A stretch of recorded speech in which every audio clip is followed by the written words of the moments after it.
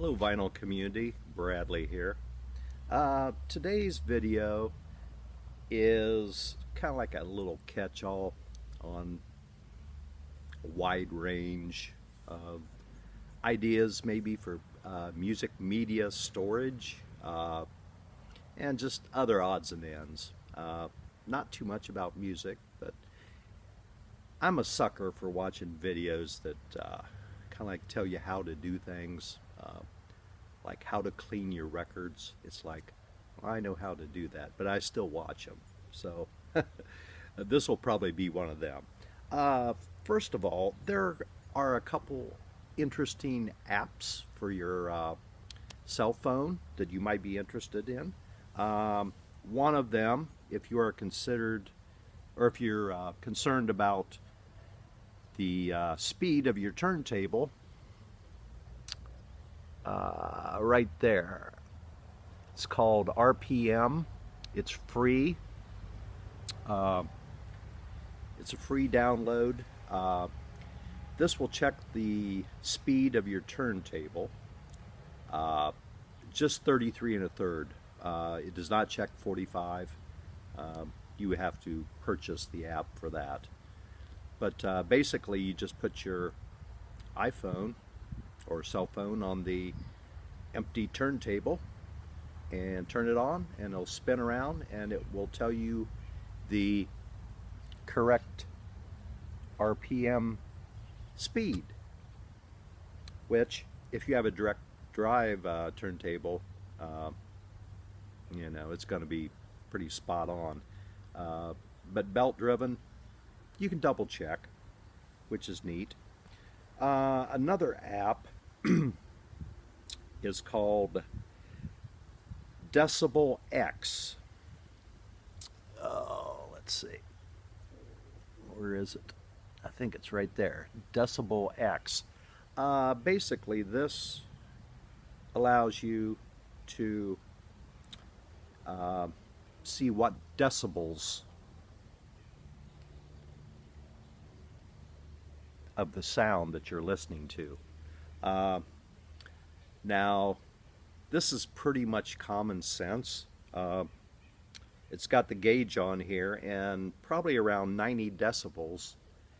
After that, it kind of redlines. So, over 90 decibels, the listening level is a little uncomfortable. Do I need this app to tell me that? No, but I have used this app. I used to play in a band with a drummer friend of mine. We played in several bands together, and whatever band we were in together, the volume was ungodly when we would play or practice.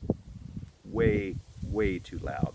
So he got a new band together a couple months ago. I went to see him, and I turned this app on that measures the decibels, and it was ungodly.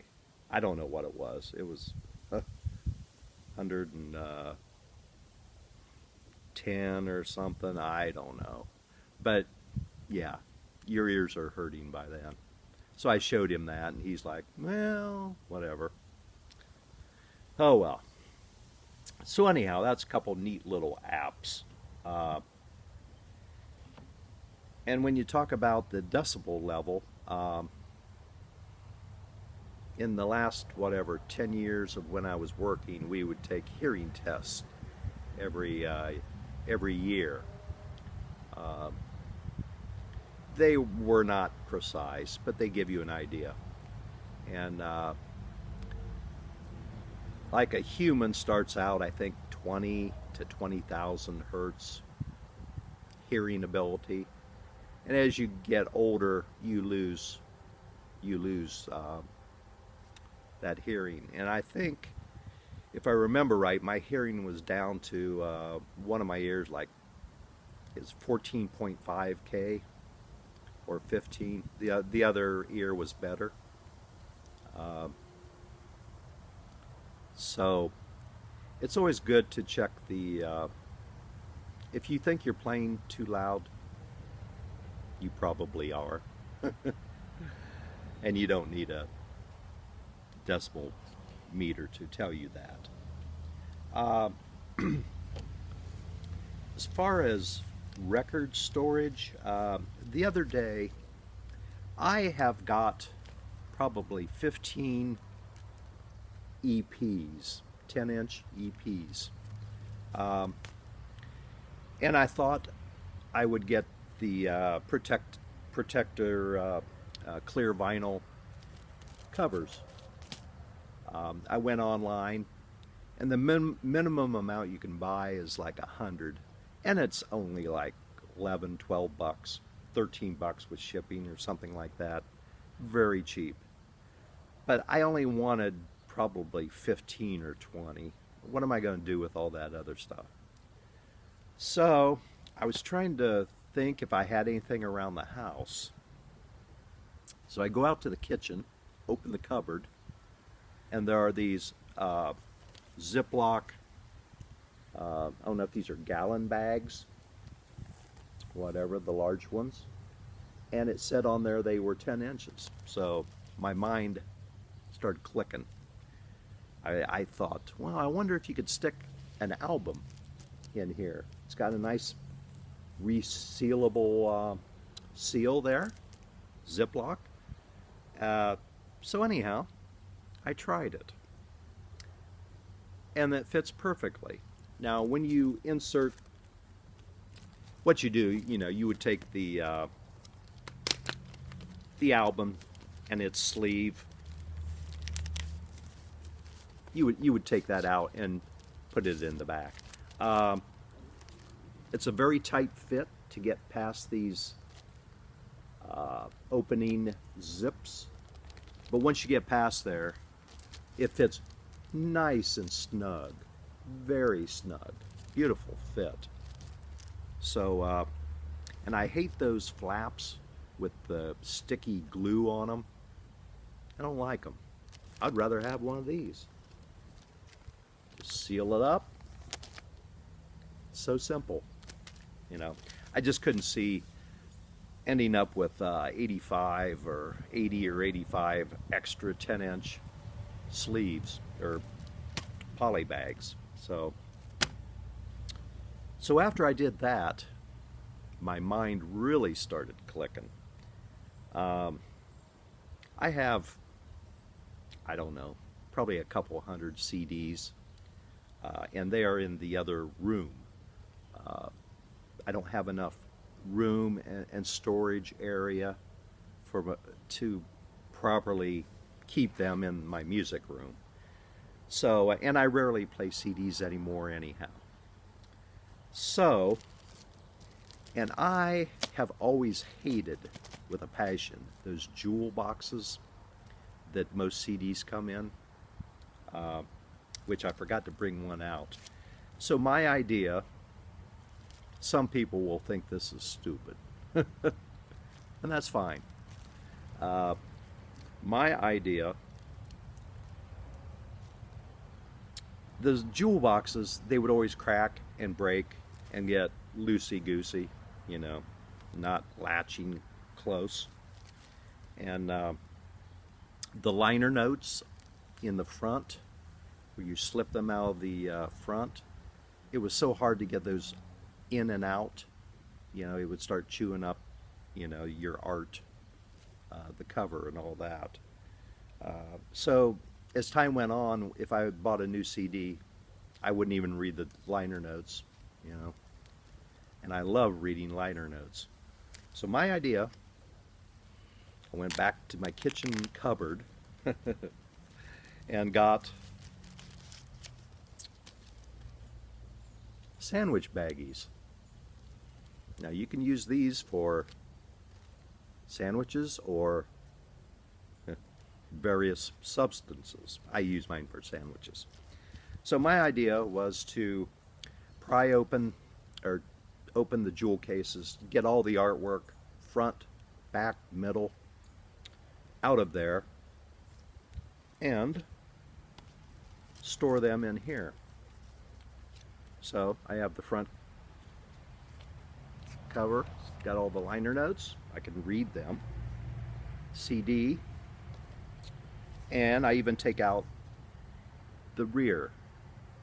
So you strip all the printed information out of there,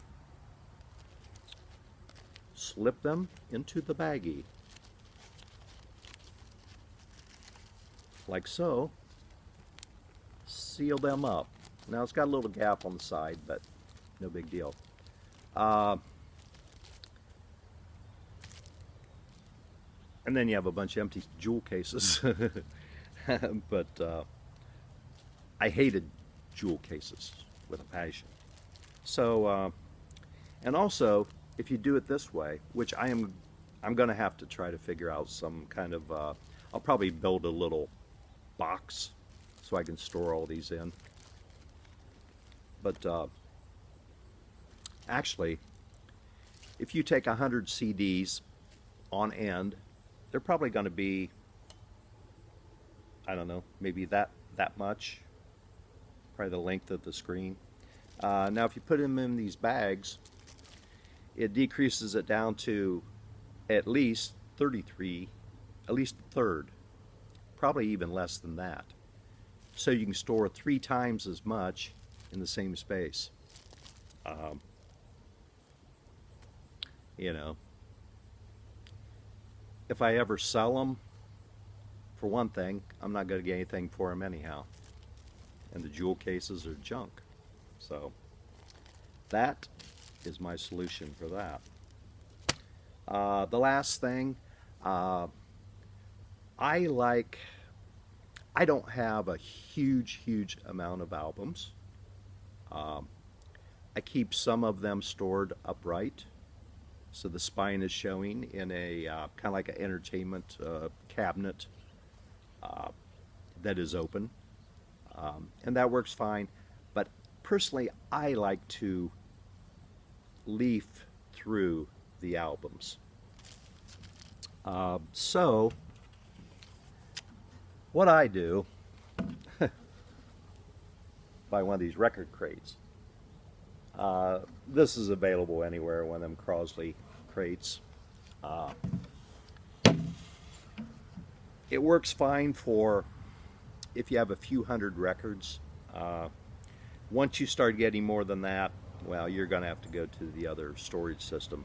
But this is great for, say, some of your favorite records that you play all the time. Stick them in there. You can leaf through them. That way I can see the cover of it and immediately know what it is. I really hate going into some record stores where they have those records just crammed so tightly into those bins where you cannot even pull them apart to see the next record. That is completely crazy as far as I'm concerned. If you don't have enough room, well, keep them in the back room, and if you want to rotate them, because I'm not going to try to pry these apart. Usually what I do now is I grab like 3 inches right in front and just pull them all out and put them on top of the next bin so I can leaf through them. I don't know why they do that. So anyhow, maybe I gave you some good ideas, and maybe you think some of them are not too good. But it's what it is. So if you have any comments or suggestions on how to store your music media, just comment. I would appreciate it. I'd like to hear if anybody does it like this or whatever. So this is Bradley. Take care and have a good day. See ya.